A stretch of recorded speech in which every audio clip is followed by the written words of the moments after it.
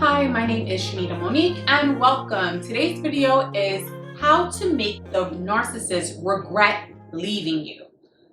So when I say leaving, it's also meaning the discard. Now keep in mind, as always, I want you guys to be healthy and happy, and sometimes that, that does not include being with a narcissistic person.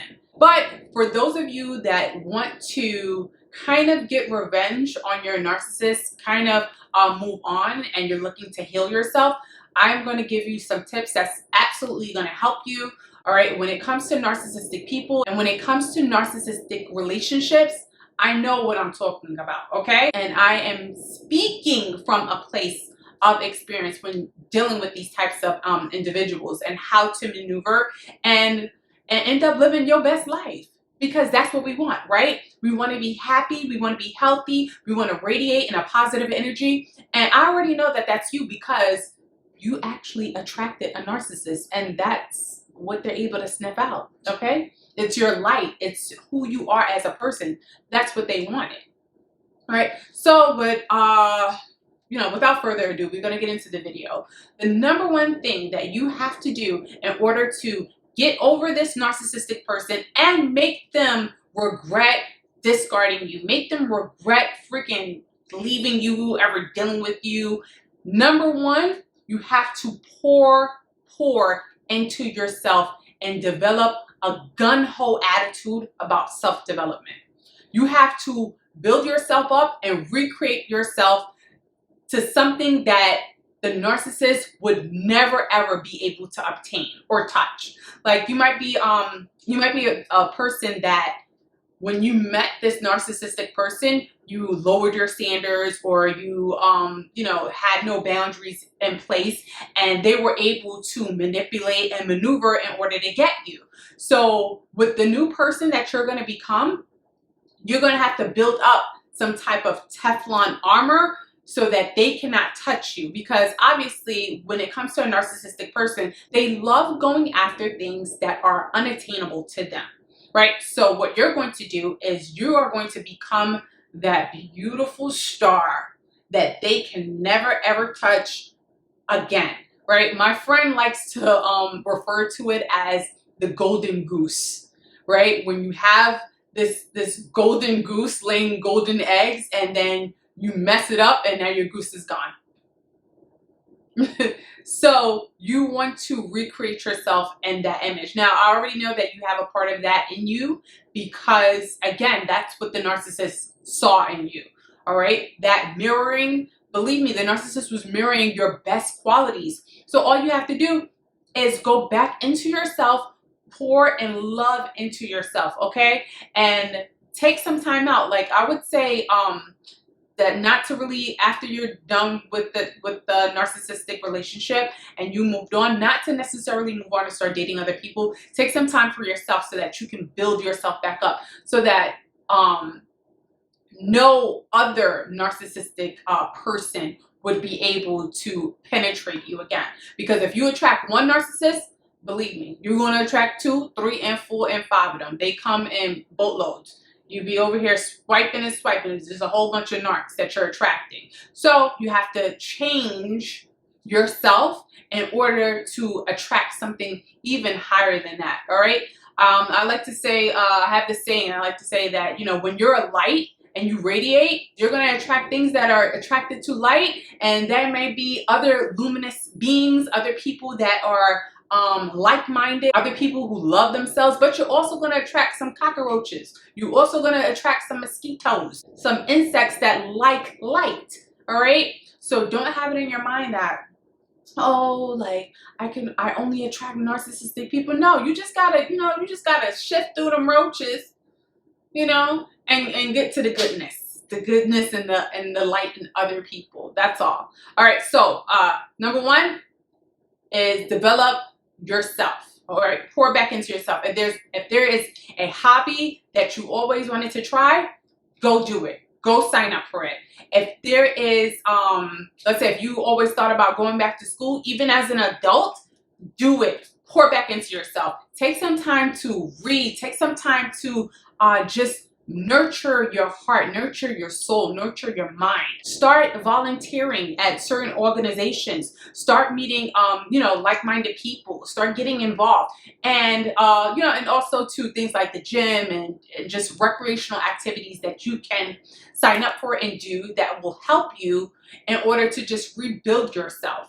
All right, that's going to be number one, because when you go back and you rebuild yourself, believe me, people are going to be attracted to that. People are going to naturally be more attractive to the person that radiates love, to the person that radiates at a higher frequency, to the person that just illuminates. Sometimes you can't even explain it. Sometimes you look at someone and say, oh, they got it, but I don't know what it is, but I really like them. Right? So that's what you want to possess. All right? The narcissist came and they stole it, but that's okay, because guess what? You created it in the first place, right? A narcissist was attracted to you because you had something that they wanted, right? So all you gotta do is regrow that. Regrow your fruit back on the tree. Okay? All right, so next tip I'm going to give you, which is gonna go kind of along with the self-development, is the fact that you have to improve on your boundaries. So when it comes to improving on your boundaries, what you're going to do is you're going to set up a list of bad habits, a list of things that you tend to just let slide, things that you would want to change about yourself, things that I guess this narcissistic person did that really hurt you, and things that you would never want in your future relationships. Now, I feel like when you write things down, it makes it easier to just read it back and to analyze it. So I would say make a list of your bad habits, make a list of your bad boundaries, things that you would like to change about yourself. And then what you're going to do is you're going to read the list, go over it to yourself in private, and recreate a new list built upon those negative boundaries and negative habits. So if you say to yourself, oh, I had a bad habit or never being able to say no to the narcissist. I always wanted to say no to them. I was never able to say no. I always got convinced into doing something that I did not want to do. And I've realized that I can't say no to people. So on the other side of the list, what you're going to do is you're going to put, I am no longer a people pleaser. I now am able to say no when I don't want to do things. I cannot be convinced or persuaded to go against my own core beliefs. And that is what's going to stay with you. So that when somebody else, let's even say a new narcissist, comes into your life, trying to persuade you, trying to get you to do something that you don't want to do, you can just stand strong and say, no, I don't want you. And not feel guilty, not feel a negative feelings around being able to say no. Because whenever you say no to someone, you literally are saying yes to yourself.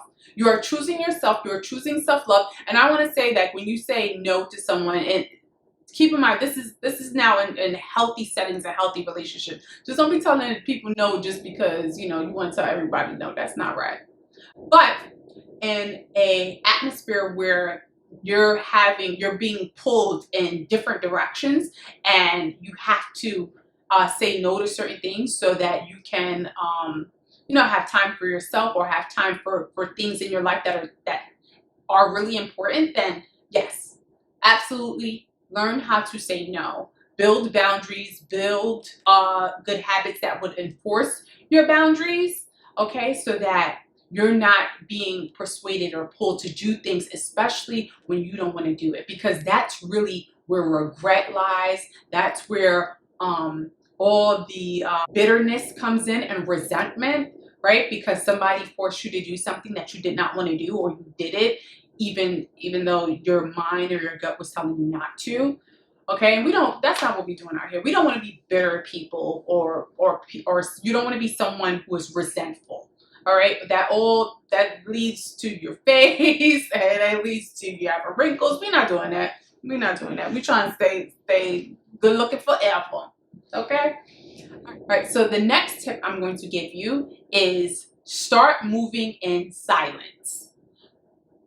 That means make your plans, make your strategy, whatever you got to do, and start executing it without needing other people's approval. Just start doing things. Move in silence. Sometimes the narcissist likes to stalk and like to, you know, check up on you when it comes to like social media, and everybody's so accessible nowadays in this world, right? So what you're going to do is you're going to start moving in silence. Everything that you do, keep it a mystery. Keep it on silent until you actually acquired or got the thing that you wanted. All right, this is going to help you too when it comes to other people, because a narcissist is not able to mirror the thing that they cannot see. Okay, they have no idea what you're doing behind scenes. They have no idea what you're up to. And it's also good sometimes, like when I guess people underestimate you, right? And you're not going to know that until, you know, until you start putting up goals and accomplishing those things or whatever. So I'm going to say to you, start moving in silence. Keep your life a mystery when it comes to this narcissistic person. Block them if you have to.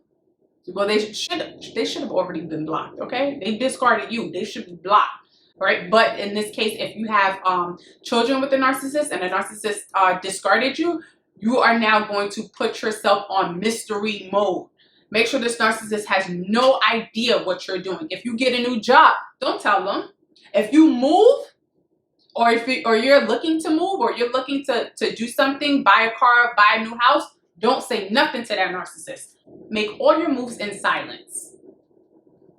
All right, and here, this is going to be my last tip for how to make the narcissist regret losing you, is that after you've done 1, 2, and 3, when it comes to tip number 4, this narcissist 100% is going to come back into your life. They're 100% are going to be hoovering you, stalking you. Sometimes we don't want to get to stalking because that's just a lot. That's a lot to do. That's just a lot to deal with. But they 100% will try to maneuver themselves back into your life. And when they do, because they absolutely will, you are going to stay neutral and don't even let them get an inch close to you. That's number 4. Number 4 is you never, ever go back to a narcissist. When you start doing these things, they could be chasing you for the rest of their life. Never give them another moment in time with you ever again. It is over. It is done.